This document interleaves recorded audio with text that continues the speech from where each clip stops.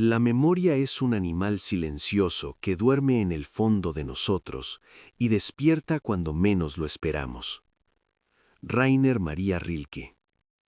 Hay frases que no se leen, se sienten. Se instalan como una vibración tenue en el pecho y no piden permiso. Permanecen, a veces durante años, como una sombra que no proyecta forma, pero enfría el suelo que pisa. La memoria tiene esa cualidad. No siempre habla, no siempre muestra imágenes claras, pero respira. Y cuando respira, algo en nosotros se contrae.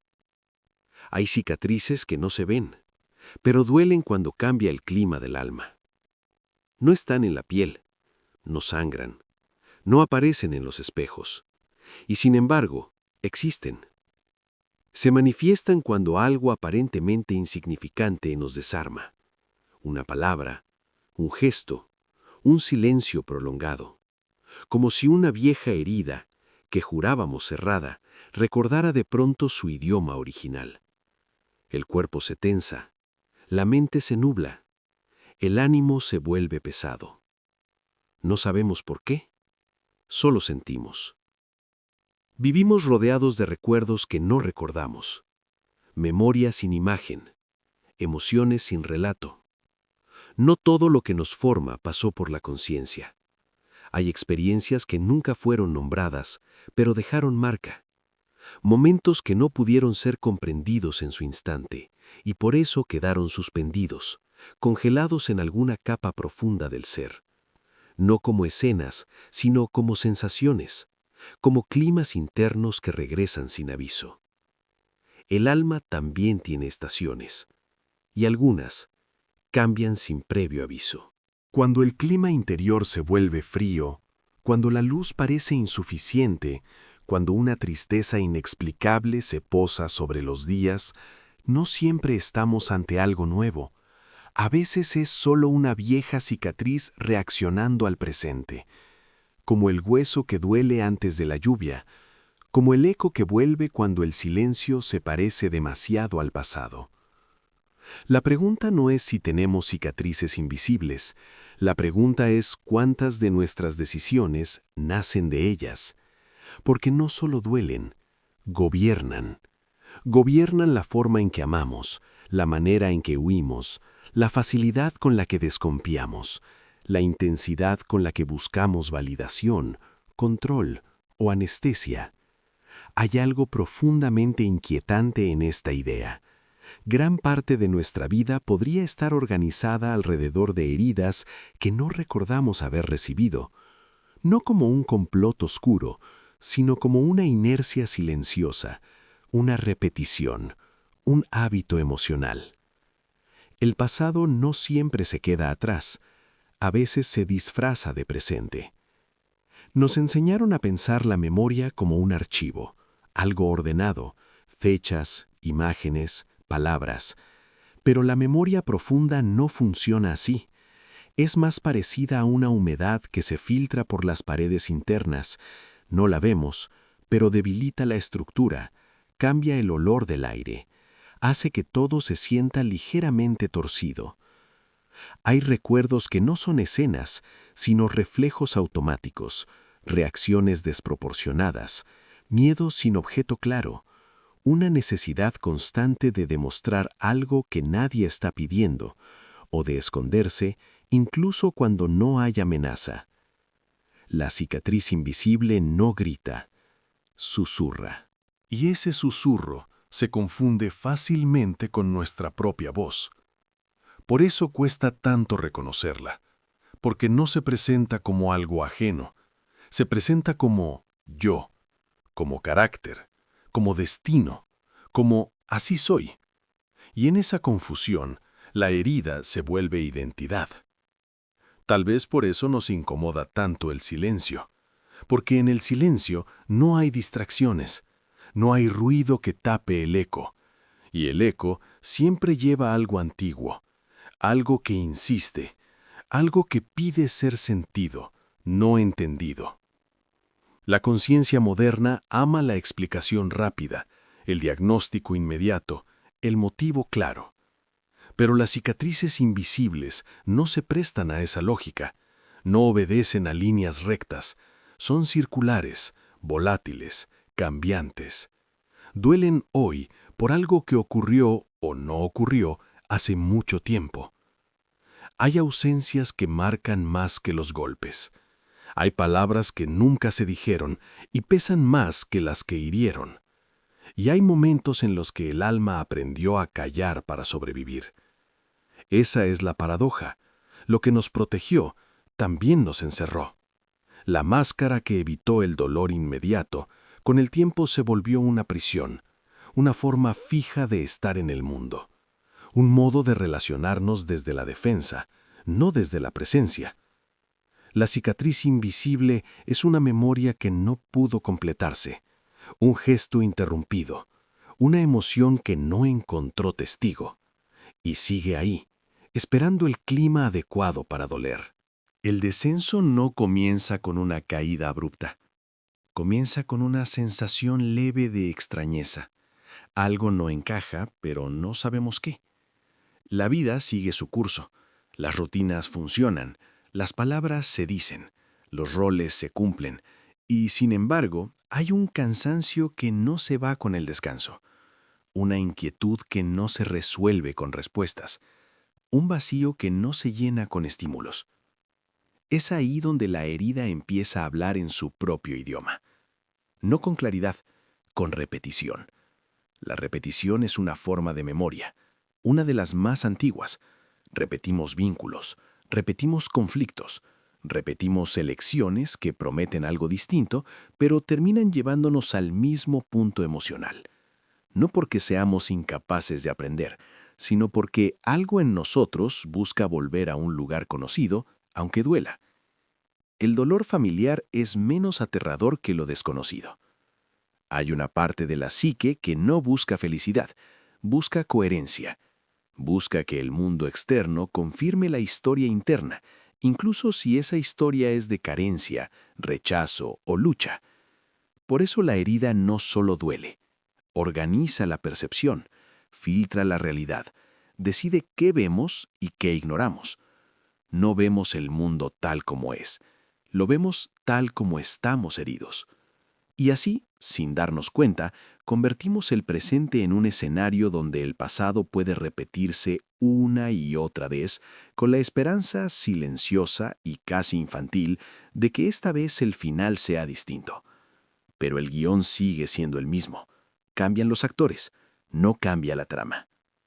La cicatriz invisible no quiere venganza, quiere cierre, quiere ser reconocida, quiere ser mirada sin prisa, sin juicio.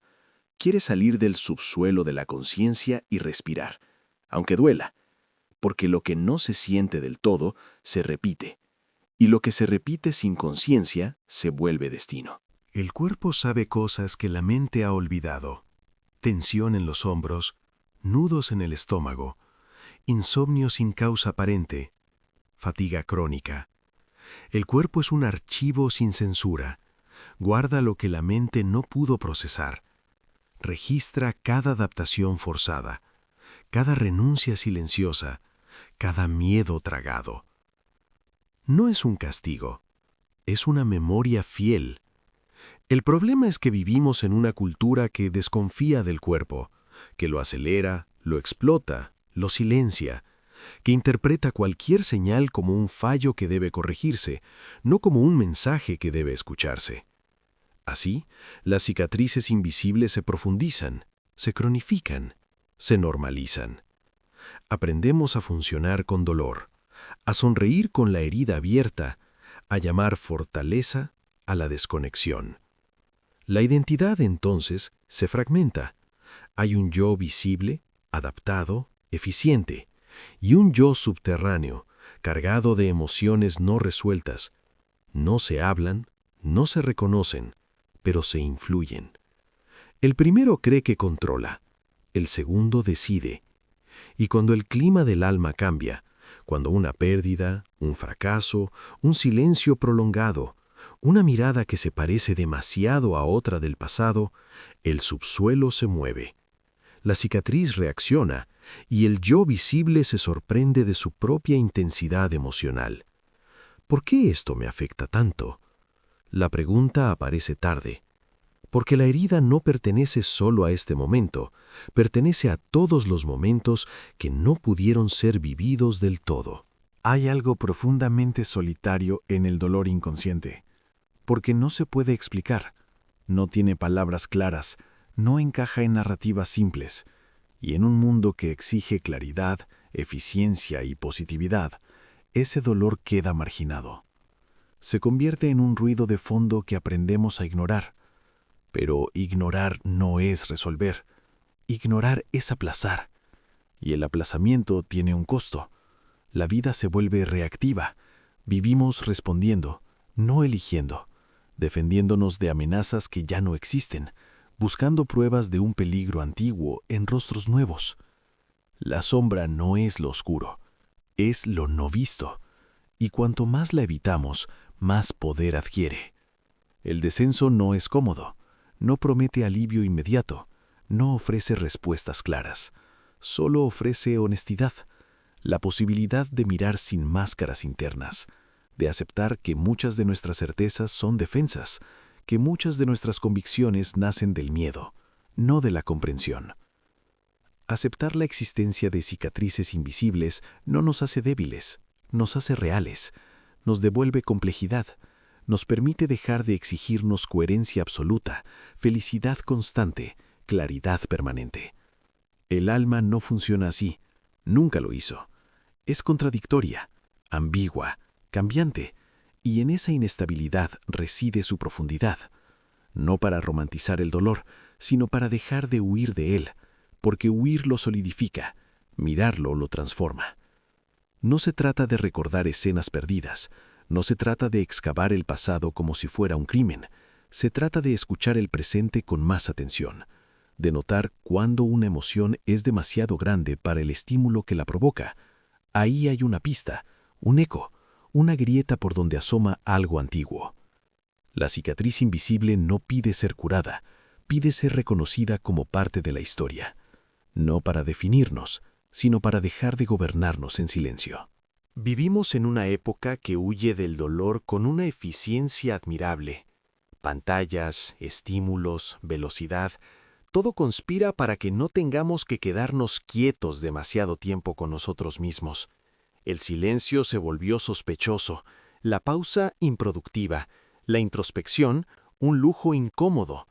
Y sin embargo, nunca hubo tantas cicatrices invisibles. La fragmentación de la atención no es solo un fenómeno tecnológico, es una estrategia emocional colectiva. Si no nos detenemos, no sentimos. Si no sentimos, no duele. Pero tampoco sana. El alma queda en suspensión, como una herida que nunca cicatriza del todo porque nunca deja de ser ignorada. Las máscaras digitales prometen control. Elegimos qué mostrar, qué ocultar, qué versión de nosotros circula. Pero toda máscara sostenida demasiado tiempo termina pesando, y lo que pesa, tarde o temprano, se cae o se incrusta en el rostro. La cultura de la exposición constante convive con una negación profunda del dolor real. Mostramos logros, sonrisas, opiniones. No mostramos grietas, no porque no existan, sino porque no tienen lugar, no generan valor, no son compartibles.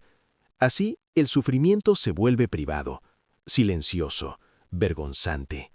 Cada uno carga su herida como puede mientras aprende a performar normalidad. Y en esa disonancia, el malestar se multiplica, no porque suframos más que antes, sino porque sufrimos más solos. Hay algo inquietante en esta paradoja. Cuanto más conectados estamos, menos espacio hay para la vulnerabilidad real. La herida necesita tiempo, ritmo lento, presencia, pero el mundo empuja en dirección contraria, exige rapidez, respuestas inmediatas, superación express. No te quedes ahí, avanza, sé fuerte, y la cicatriz invisible aprende una vez más a callar. Tal vez por eso el cansancio contemporáneo no es solo físico, es existencial. Un agotamiento que no se resuelve durmiendo más ni optimizando rutinas. Es el cansancio de sostener una coherencia artificial mientras algo dentro pide ser escuchado. No grita, no amenaza. Solo duele cuando cambia el clima del alma. No hay cierre para esto. No debería haberlo. Porque las cicatrices invisibles no desaparecen con una revelación ni con una idea brillante. Se transforman lentamente, en la medida en que dejamos de negarlas, en la medida en que toleramos no entenderlo todo, en la medida en que aceptamos que el silencio también habla. Quizás la pregunta no sea cómo eliminar la herida, sino qué pasaría si dejáramos de huir de su mensaje, si permitiéramos que el eco nos atraviese sin necesidad de acallarlo, si aceptáramos que el abismo no siempre es una amenaza, a veces es solo profundidad esperando ser habitada. Hay cicatrices que no se ven, pero están ahí. Y mientras el mundo siga girando más rápido que nuestra capacidad de sentir, seguirán doliendo cuando el clima del alma cambie. No como un castigo, como un recordatorio de que algo en nosotros sigue vivo, esperando.